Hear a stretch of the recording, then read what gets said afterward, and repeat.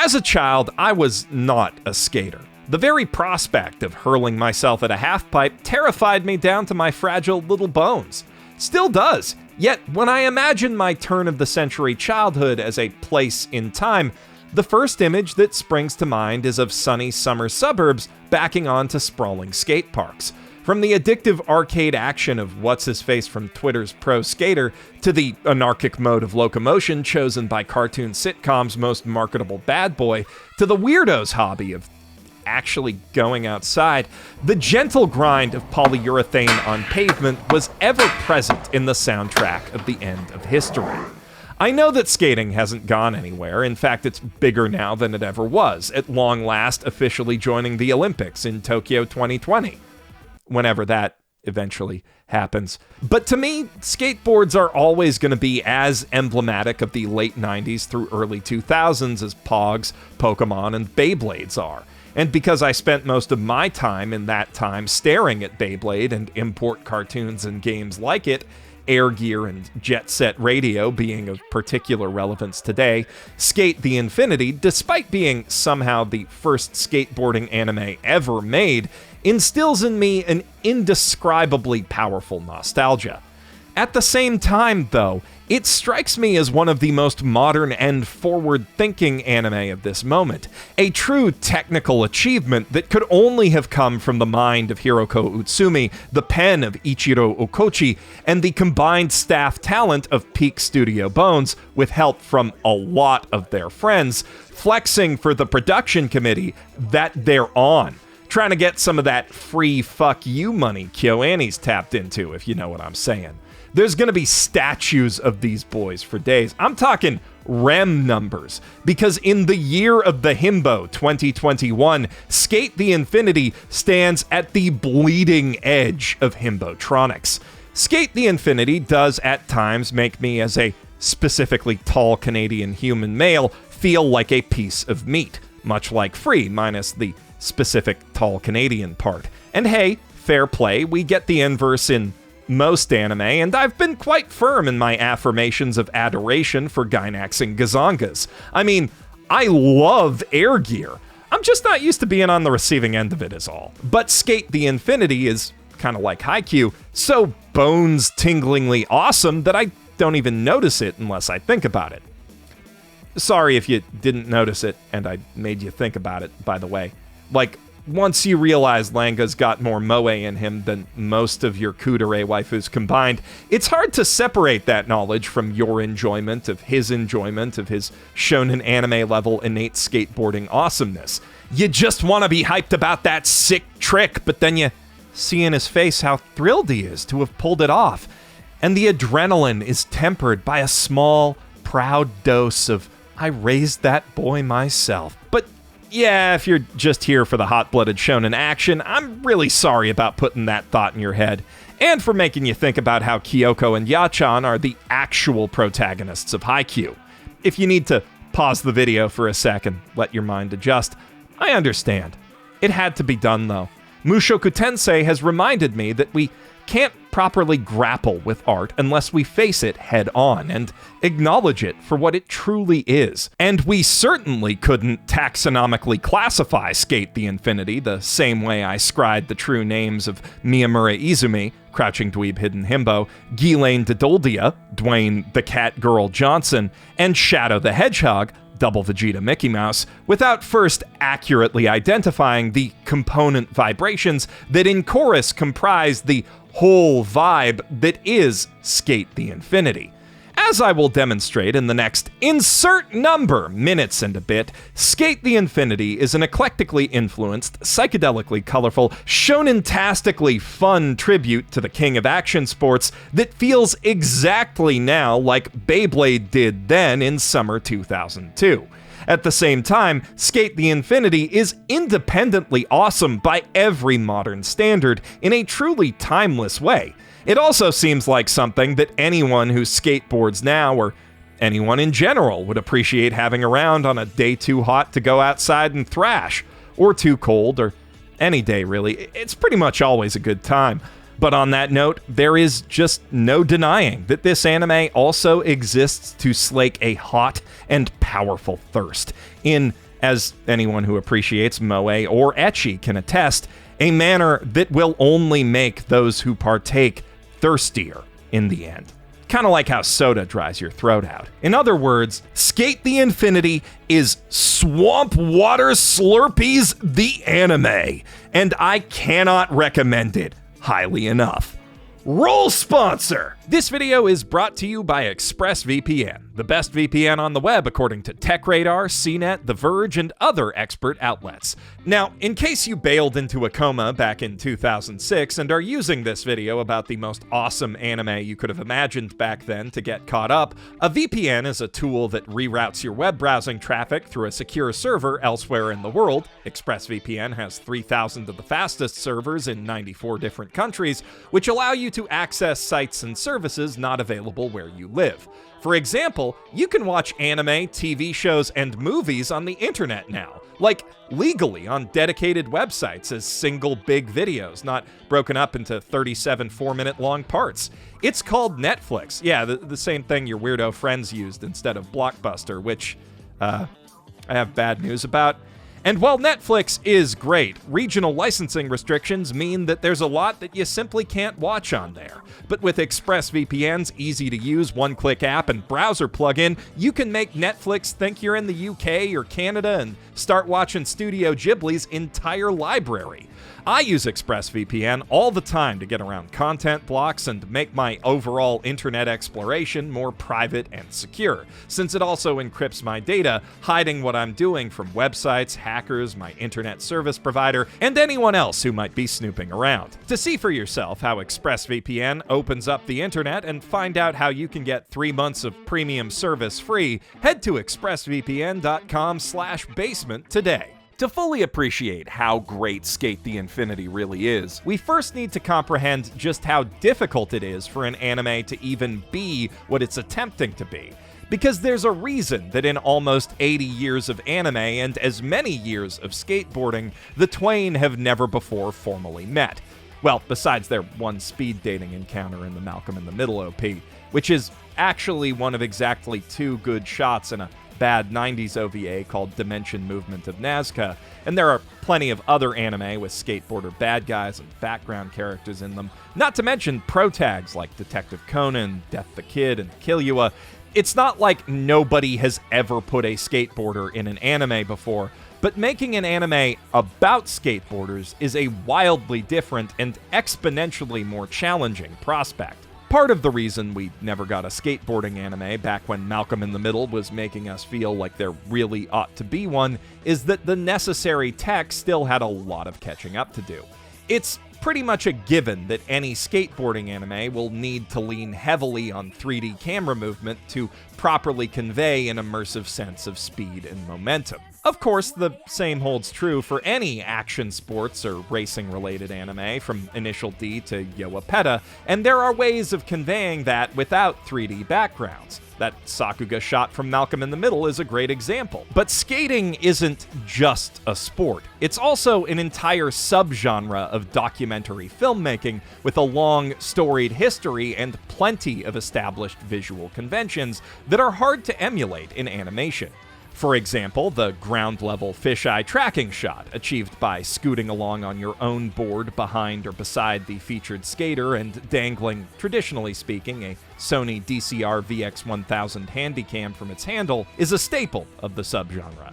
And that specific style of camera work is a lot more imperfect, reactive, and organic than the predictably mechanical camera motion seen in other racing anime. Even using full 3D backgrounds, which Sk8 The Infinity mostly doesn't do, instead opting to go the Initial D route of representing roadside trees, bushes, rocks, and characters as flat cards on Mode 7 style scrolling ground textures, emulating the VX1000 viewpoint in a traditional 2D animation layout is a real feat. But a fundamentally necessary one, because much like a Tarantino movie or Monogatari episode, the other kind of feat are the focal point of the action in skating. Every trick begins in the subtle dynamics of their weight on and friction against the board, and the way a skater dances on his or her ride is the core of their skill and style. Which, of course, means that In addition to convincingly capturing that camera angle, the animators of Sk8 The Infinity also needed to pay a great deal of attention to micro-scale detail when it came to foot placement, weight distribution, and overall technique. And that holds true even when the camera pulls back to show us more of the action. From a production standpoint, animated skateboarding is just technical challenges all the way down. Then again, so was swimming, and Hiroko Utsumi seems to relish those challenges. I should note again here, as I touch on technique and almost certainly say some wrong things, that I am not a skater, but merely a skateboard appreciator and Tony Hawk worshipper, describing things I have casually observed in my own words, rather than things I have physically experienced in the community's lingo. I stress this for the same reason that Sk8 The Infinity's OP stresses its ability to nail that all-important, highly technical low fisheye angle in its third shot. Authenticity is vital when it comes to skateboarding, more so than almost any gatekeepy geek subculture I can think of. That's something I've been acutely aware of ever since, at 9 years old, I was made to feel like an asshole for enjoying how World Industries Fire and Ice mascots looked on a t-shirt that I ended up throwing out. Regardless of how I or anyone else feels about it, though, that aspect of skating is what it is, and any new piece of mass media professing its rad skatitude will inevitably be subject to intense scrutiny in its efforts to satisfy that subculture. And, at least from my poser's perspective, it sure seems like Sk8 The Infinity nails everything it needs to nail. It's not a 100% realistic representation of the sport. In case the guy with the transforming robot skateboard named Carla didn't clue you in, it gets pretty fucking anime with it pretty fucking fast.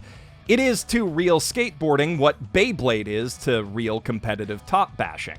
The core concept of late-night, no-holds-barred downhill races in a secret abandoned mineshaft leans as much on Hashiriya drifting history and pro-wrestling kayfabe as it does on real-world skating culture, although building a grassroots community and skating space around a disused industrial lot is very much in the skater spirit.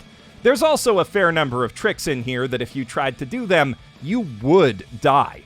Yet despite the many liberties taken, this anime also takes pains to showcase the, pains taken by every real skater in pursuit of their art.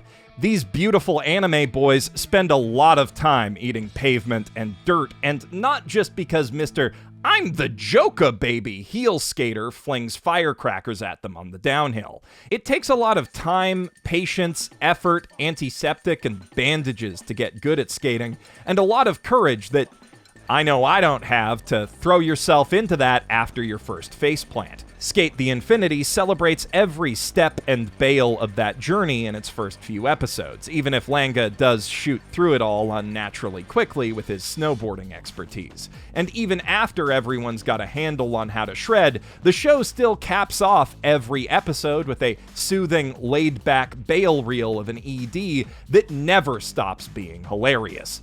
The other thing that ED captures, and this is equally true of the show itself, is the general vibe of chilling with your friends before or after wearing yourself ragged on the ramps. As a Canadian like Langa, I especially appreciate the show's inclusion of A&W as a hangout spot, something I didn't even know they had in Japan. Even if it is the inferior American version of the restaurant, that root beer is still sublime, and it's pretty cool that they serve poutine. I really appreciate how much Langa appreciates that.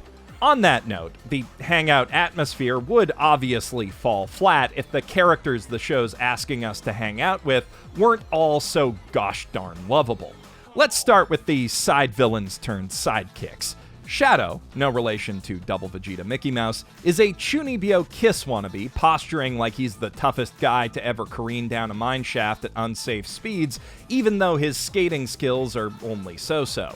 He makes up for that by pulling a lot of Dick Dastardly-style dirty tricks on the track, firmly cementing him as a low-effort wrestling heel, though he has some depth revealed when we meet him at his day job. Hiromi Higa is a meek, sensitive big fella with a big crush on his boss, and the Shadow alter ego is his way of embodying the sort of cool, manly man he thinks she'd fall for.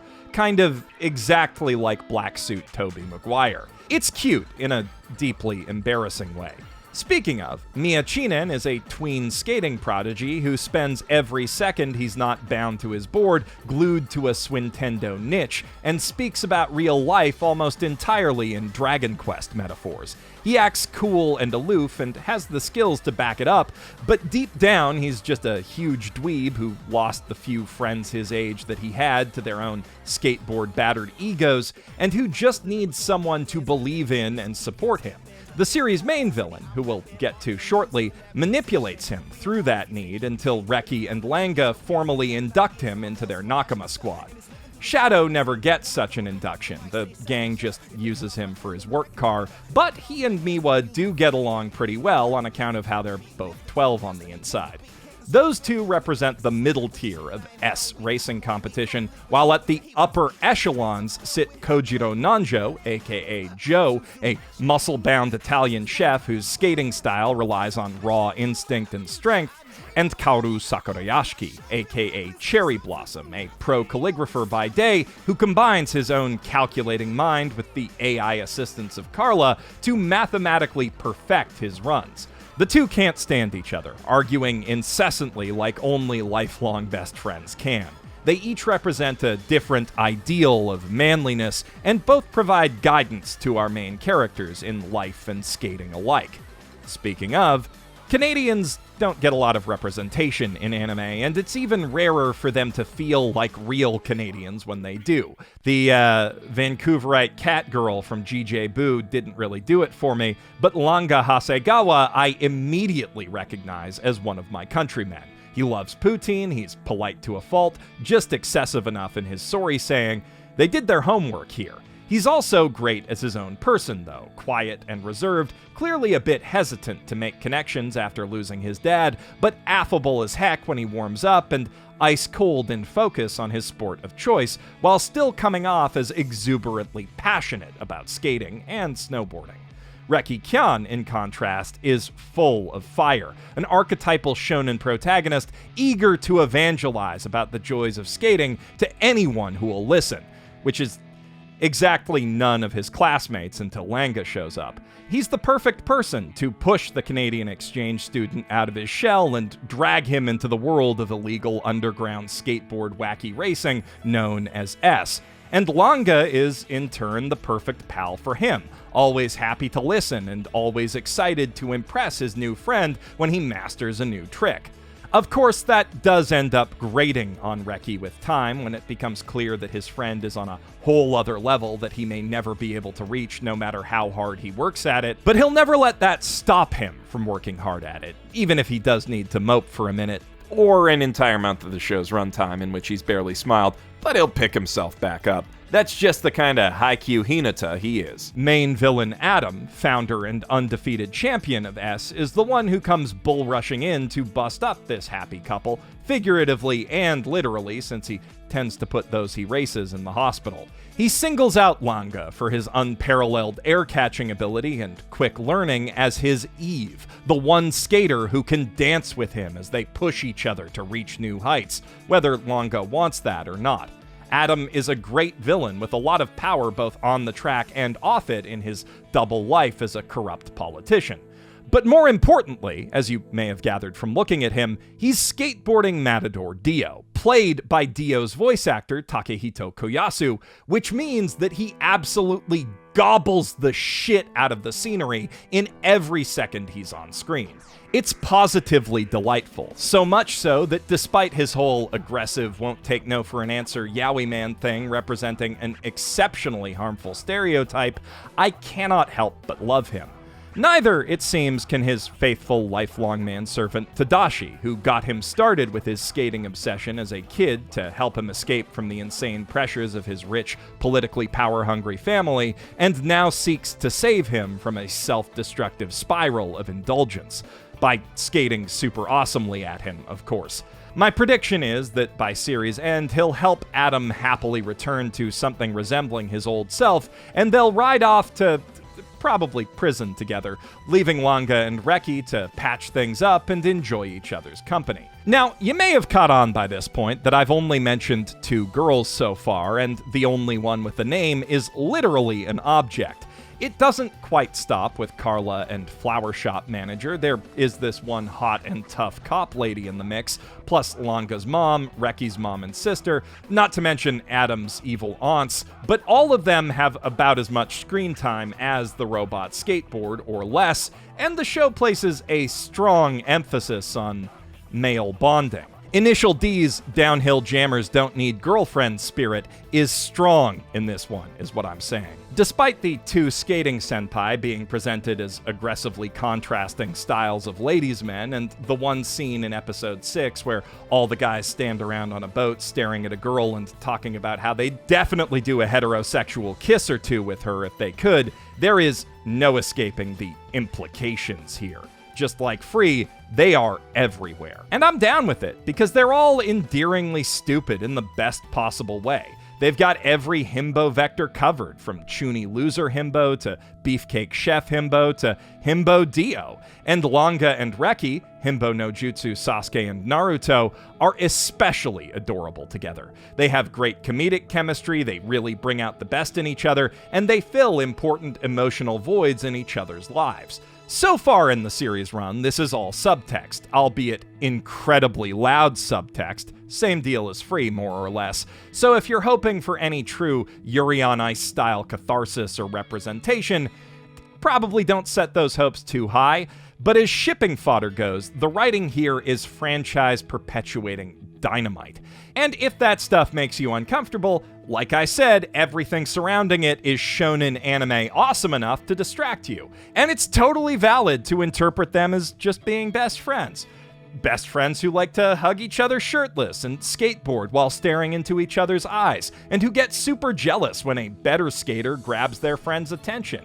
Just normal bro stuff, you know? You may have noticed that I segued into talking about the characters almost immediately after I started talking about skateboarding realism, and I'll cop to it, that is totally because I've only ever experienced the curves of a skate park through thumbsticks and buttons. But as someone who's spent way too long staring at Tony Hawk's American Wasteland, I can at least evaluate the aesthetic end of Skate's vibe.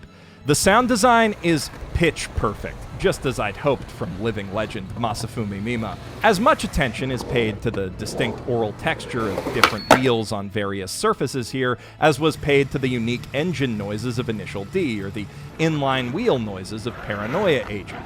And the extra anime sound effects have all the punch of a Pokeball popping open.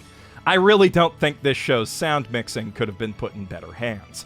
As for the show's musical accompaniment, credited to Princess Principal OP composer Ryo Takahashi, along with Orange Range's Naoto, Meg of High and Mighty Color and Two Side One Brain, and video game veteran Raito, it hits all the right notes, blending pop, punk, and alt-rock, hip-hop, and just about every other sound you'd expect to hear in a Tony Hawk game in a way that feels broadly applicable, while still capturing the very specific ambiance of Okinawan summer. I have no complaints about the soundtrack, save for the super personal nitpick that I would have loved to hear just one Tokyo Ska Paradise Orchestra song in there. Maybe some Man with a Mission or Fear and Loathing in Las Vegas. This show is just begging for some needle drops, is what I'm saying. But the original stuff that is in there is amazing. So too is Sk8 The Infinity's art direction. Just as skating has strong and complicated ties to an eclectic range of music scenes, it has a distinct visual vibe about it deeply steeped in graphic art and graffiti culture, something the OP makes a nod to right after it's done nodding at the VX-1000. It's not hard to spot those visual elements in the show's world, from tagged-up back-alley brickwork off the sun-soaked streets of Okinawa to meticulously detailed, pristine skate shop interiors to the grungy, abandoned mine shaft of S itself. Every place we visit fits that vibe neatly. And of course, it's especially evident looking at the signature skate decks of the main cast. Each character customizes their board to suit their skating style, with several varieties of cruiser, street, and longboard represented, plus, of course, Carla. All very cool. but not as cool as what's under the boards. Gorgeous graphic art repping the personalities of their riders. Little gamer gremlin Mia has a bunch of little gamer gremlins under his board. Wannabe villain Shadow has a gnarly ride befitting an edgelord clown. Adam, the matador of love, rides a heart-tattooed, bull-themed longboard that is just perfectly extra. I absolutely adore the Yeti under Langa's special swivel-wheeled longboard, too, and the scarred-up mishmash of graphics and decals on Reki's patchwork ride perfectly reflects his colorful personality and DIY work ethic. All of these boards and their associated art were designed by Studio No Border, helmed by designer-illustrator Thomas Romain, who you might also know as the world designer of Carol and Tuesday, spaceship designer of Space Dandy, art director of Symphogear, and creator of Code Lyoko and Basquash. In other words, an absolute legend. And I can say the same for both Ayumi Kake, the artist who illustrated Reki, Langa, and Mia's boards, and Loic Locatelli, who did the decals for Shadow and Joe. All of these decks feel real enough to fly out of the screen at any second, minus the robot one, of course. But it's probably the character designs themselves that are the most impressive part of the show's whole look. They all wear loud, colorfully busy clothing, both in their casual attire and their skateboard wrestler get-ups, with absurd anime embellishments that wouldn't look out of place on a skateboard deck themselves. Actually, if that's not in the merch plans already, someone on this production committee has hecked up quite severely.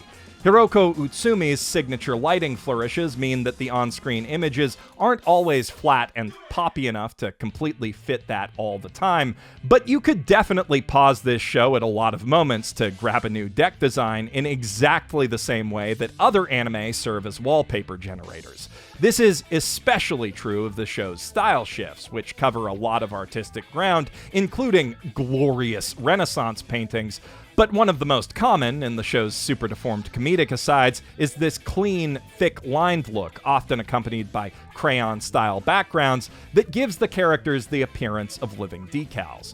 With the talent behind it, this show, of course, looks even better in motion than it does in screen caps, with personality oozing out of every frame of character acting, and the racing and trick animations are nothing short of breathtaking in their physicality and the stylish special effect flourishes that surround them.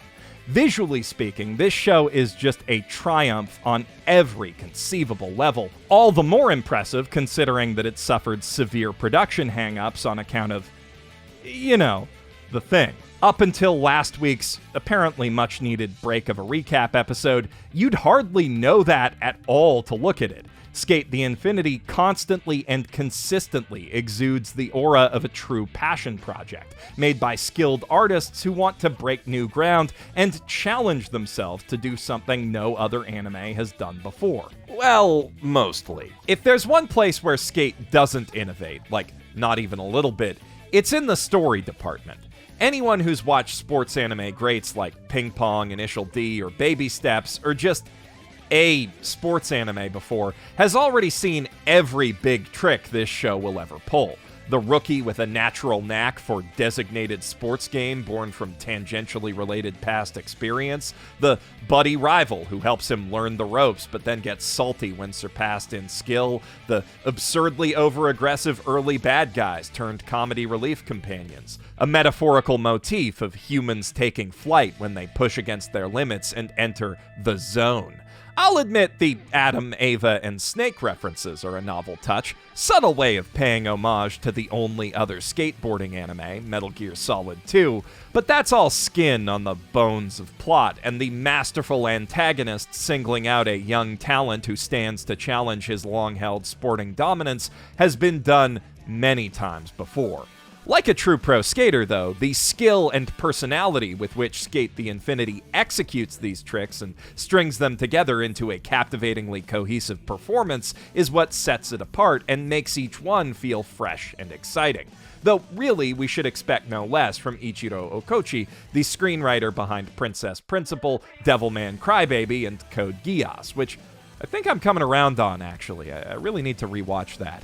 Under his expert guidance, Sk8's big, hype set pieces always manage to satisfy. The skating beefs that connect them all have significant enough narrative stakes, and while I don't think this show is about to move me on anywhere near the same level as Ping Pong, the characters and their conflicts with themselves and each other ring true enough to compel my continued viewership. In other words, if you're looking for exactly the kind of good time you've come to expect from a good sports anime, Sk8 The Infinity all caps delivers. It doesn't rewrite the sports anime playbook, but it doesn't need to, because it's delivering an aesthetic experience no one's ever had before, with masterful direction and respectful authenticity. Sk8 The Infinity's taste is a medley of familiar, if colorful, flavors, but the way they're mixed together is remarkably refreshing. It is Swamp Water Slurpees, the anime, and I cannot recommend it highly enough.